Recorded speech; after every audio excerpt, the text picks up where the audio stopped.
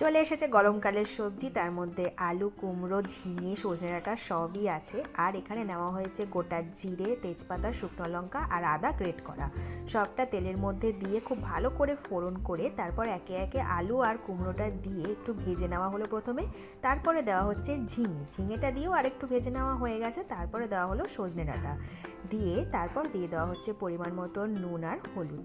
এইবারে মশলাটাকে খুব ভালো করে একটু ভেজে নিতে হবে সবজিগুলোর সাথে। আর তার সাথে সাথেই দিয়ে দেওয়া হলো কয়েকটা চেরা কাঁচা লঙ্কা।